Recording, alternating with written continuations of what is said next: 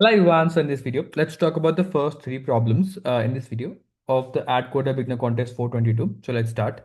The first three problems are pretty much simple only, nothing difficult here. I'll try to make the other videos as well. So the first problem is Takahashi is playing a game. This game has 8 worlds and each world has 8 stages. Okay, the stage has an order and the first stage is the first stage in the first world. So you can read it. So it means that you have 8 worlds and 8 stages. Every world has 8 stages. It just assumes that there's some game. There are 8 worlds and every world has 8 stages. Now you are given, you can say a particular world and stage on which the player is, and you have to tell what is the next they will go to if they actually complete this. So as you can see, the name of the jth stage in the ith world is given to you in this format, I dash j. So I dash j means that they are in the ith world and jth stage. So for example, it starts with 1-1. So then the first world and first stage, what's the next they will go? So they will go to first world, second stage, first world, third stage, till first world, eighth stage. And then they will loop back to second world, first stage. I hope you understand.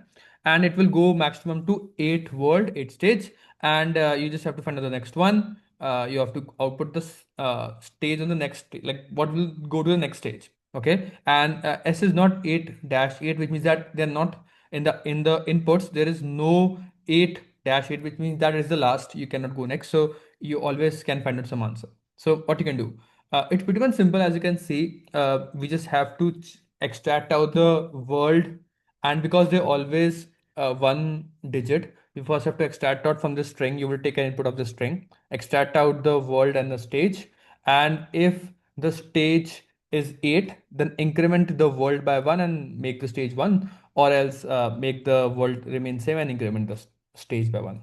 Pretty much simple, nothing much difficult here. So I'll show you my submission. uh, as you can see here, what I've done is extracted out the take is another string as input. So the very first character will be the world. The sec or third character is the stage.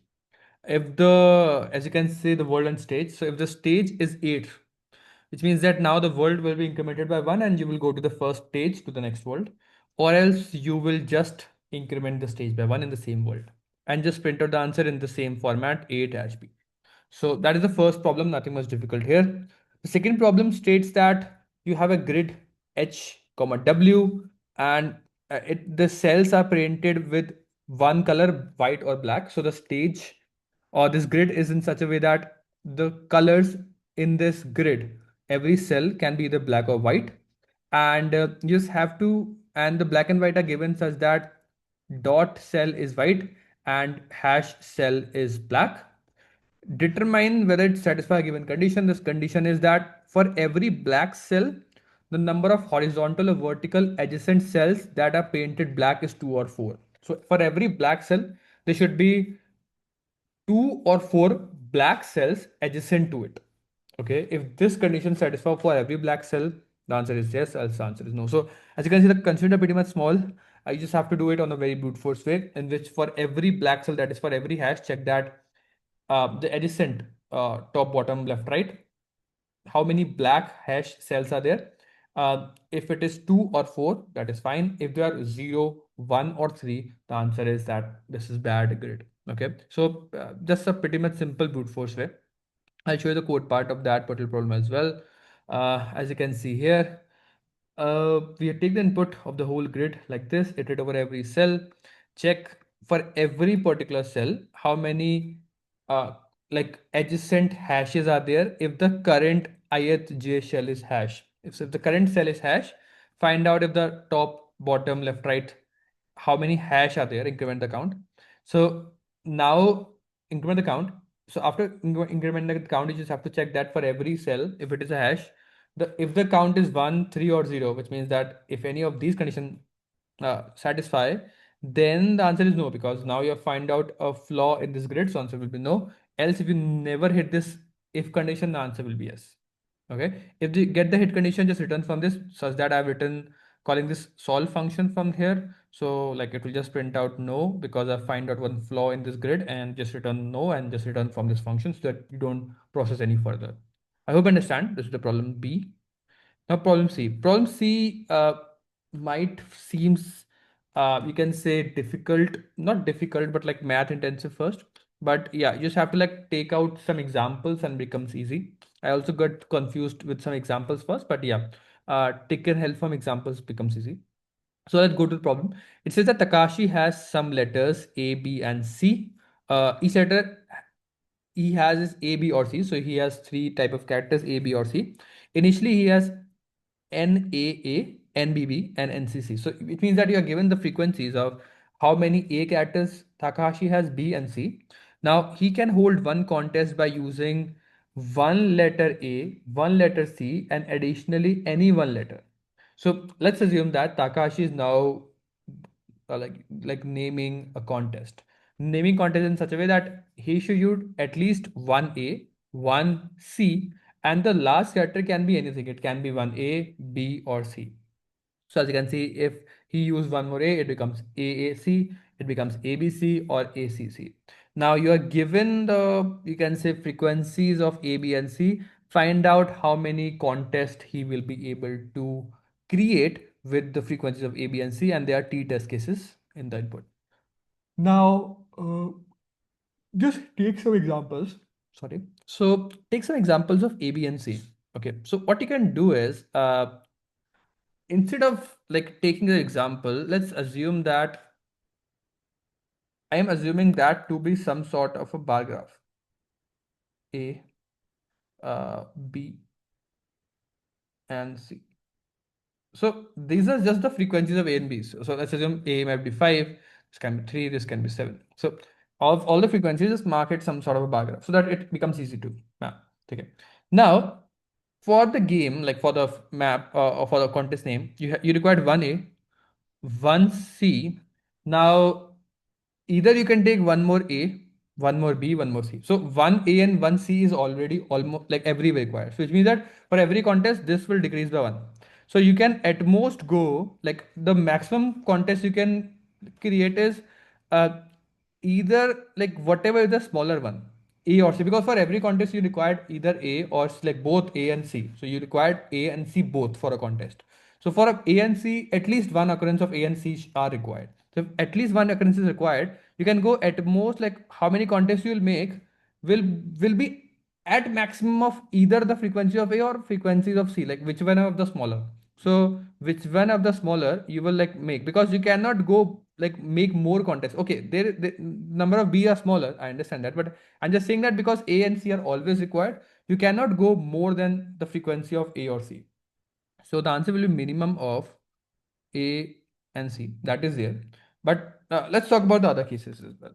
Now let's think about here is that okay, I will take one character of A, one character of C. If I take one more character of A, I am reducing A faster. If I take one character of C, I'm reducing C faster. Why not just take first B? Like try to complete B, because this is the most optimal way. I am trying to make a contest which is balanced. Balanced as in I am taking every character from everything so that everyone is decreasing by one. Now, so which means that the maximum, one of the possible ways is to take the contest like from all the A, B, and C. So the maximum contest you can make is the minimum of A, B, and C. So whatever is the minimum among all of them, you can make that much contest first. Okay. So now if you can make the minimum of A and B common, see that much, so you can easily make. Now let's make this as count. Now, if that much is made, you will just like subtract it from there. So now matter. So now there are few cases. Either after like after this, like after making everything A and B, C, it comes down to maybe A becomes zero after this. One case can be B becomes zero after this, or C becomes zero after this. Which means that after taking out the minimum of A, B, and C, you will like make this much of contest. Now this much of contest is back like you can do. So you will like subtract out from that from all the frequencies, so that whatever the left, now you have to make contest from them. So now if whatever is left, because it is minimum, one of them will become zero. Either A will become 0, B will become 0, C will become 0. If A becomes 0, you cannot make any more for contest, because for every contest you will require some A. If C becomes 0, that is also bad. Now, only the cases if B becomes 0. B becomes 0 means that some A and some C are left and you can still make contest. How will you make contest from A and C? So let's assume you only now comes boiled down to a question is such that you have some an, you have some cn. How many contests you can make such that you can take two occurrence of a and one occurrence of c, or two occurrence of c, one occurrence of a, which means that you can make any possible cases. You can make a c, or you can make like a c c.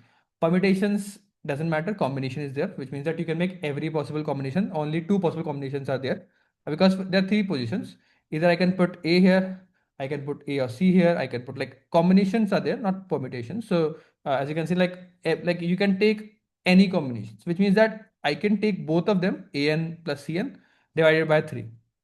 Like, this is the possible number of ways I can make, because I have to choose 3.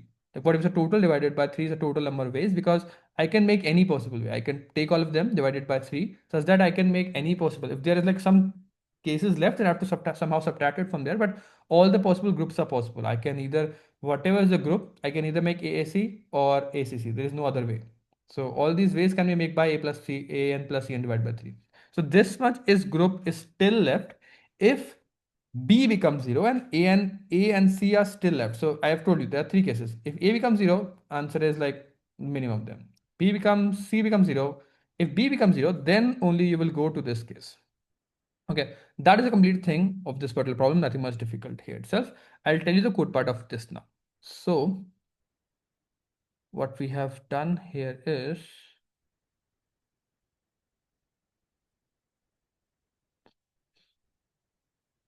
yeah, we have first find out the minimum of A, B, and C, subtract, and this is increment down count of that, because that much pairs optimally you can make. Subtract out the answers, this much count that you have created from A, B, and C. Whatever is left, the thing is either you can make A plus C divided by 3, or else, like, you can make, if A and C becomes, like, if even either A or C becomes 0, then you will not increment it. You can either, like, write one more if condition here is, if A or C, like, if you can say if B becomes 0, then A plus C divided by 3 is also incremented in count, and yeah, that's the count. Okay, this is also correct, whatever suits you. If so, you can also add on one more condition instead of this, that if B becomes 0, so if B is 0, then add this much also in your answer, or else doesn't add. And then this is the answer. So that's the overall code for the third problem as well. If you still have any doubt, you can mention in the comment box of this particular video. I will see you in the next one till coding, and bye.